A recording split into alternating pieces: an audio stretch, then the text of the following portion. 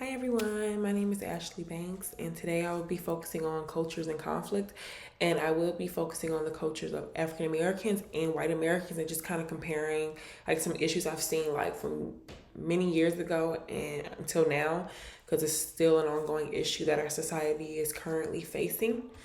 So I would like for us to start off by looking at African American viewpoints. So I want us to first look at this picture, and right here behind me is Rodney King. Rodney King was a landmark. The beating of Rodney King actually was a landmark event that brought to light the widespread problem of police brutality and institutionalized prejudice that African Americans had to deal with. He was beat in 1991, and it shook the nation. A social movement for reform was inspired by this tragedy, which served as a harsh reminder of the injustices that African Americans face on a daily basis, even today. So, from a cultural value standpoint, as you see here, this is a picture of the beating. Rodney King said during his beating, I will play the video, but it's very emotional. He said during the beating, can't we all just get along?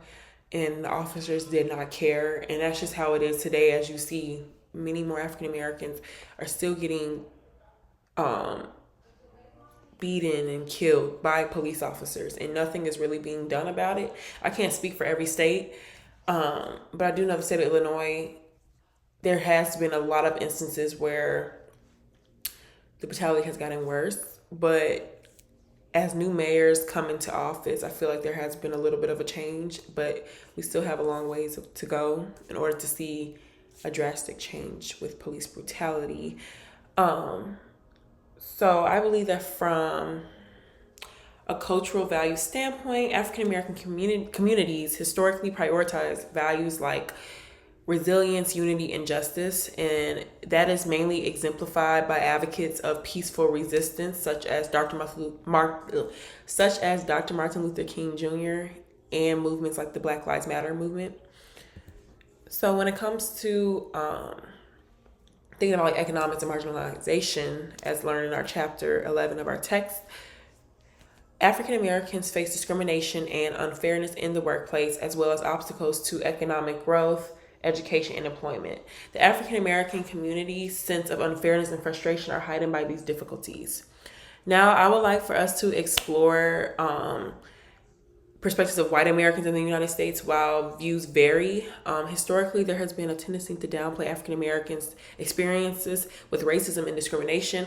I also have seen in the media that the differences between these cultures is the simple fact that white Americans may generally have higher levels of trust in law enforcement compared to African Americans. And then the commonalities of both, that like both groups may have shared concern, as you see in this picture from many years ago during the civil rights. Both groups may have a shared concern for civil rights and the protection of um, individuals' constitutional rights, such as the right to be free from unreasonable searches and seizures. But the reason why I say when it comes to the differences between African Americans and white Americans, I say this because also believe that our justice system, um, point blank period, is solely made to benefit white Americans at the end of the day.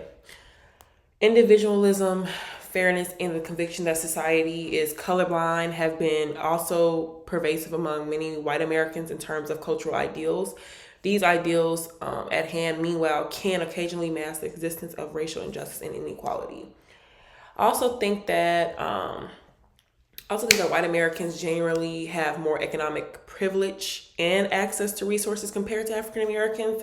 However, not all white Americans share these privileges, as factors like class, education shape class and education shape individual experiences. However, not all white Americans share these privileges, as factors like class and education shape individual experiences and perspectives.